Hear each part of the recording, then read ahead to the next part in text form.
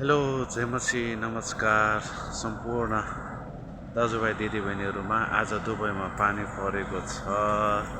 हेर्नुहोस् हाम्रो क्याम्पमा यस्तो ठुलो पानी परेको छ। यहाँ पानी परेको कारणले आज ड्युटी जाने दाजुभाइहरू जान पनि सक्नु भएको छैन। कतिजना यहाँ अन्यलमा हुनुहुन्छ, गाडीको पर्खाइमा हुनुहुन्छ।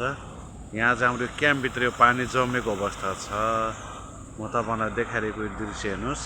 यो सबै हाम्रो क्याम्पभित्र पर्ने एरिया हो। यहाँ चाहिँ एकदमै पानी परेर आज यहाँको माहौल वातावरण एकदमै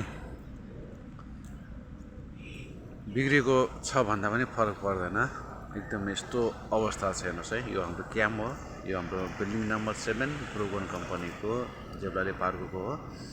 यहाँ पानी परेको कारणले हेर्नुहोस् चारैतिर पानीले गर्दा एकदमै आज गाडी अथवा पैदल यात्राहरूलाई एकदमै कठिनाइ भइरहेको छ। यात्रा गर्न सहज छैन, एकदमै अप्ठ्यारो भइरहेको छ। हेर्न सक्नुहुन्छ तपाईँहरू। हेर्नुहोस् त यो अवस्था यस्तो छ। ल एकदमै क्याम्पमा गाडी पानी जमेको अवस्था छ।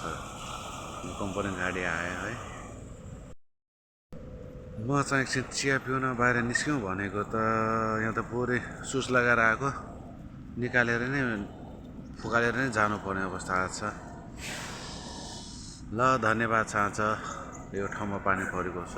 एकदमै एकतिर रमाइलो पनि लागिरहेको छ। शीतल छ, चिसो हुँदैछ, माहौल एकदमै बढ्दैछ, गाह्रो छ है। तर हल्का आज छुट्टीको दिन सपिङ गर्नुपर्ने थियो। सपिङ पनि होला जस्तो छैन, हल्का फुल्का त गर्नु पर्यो। म अब यात्रा सुरु गरेँ। ल साथीहरू है, तपाईँहरूलाई म भिडियोहरू पोस्ट गरिरहनेछु समाज सञ्जालमा, हेर्दै गर्नुहोला।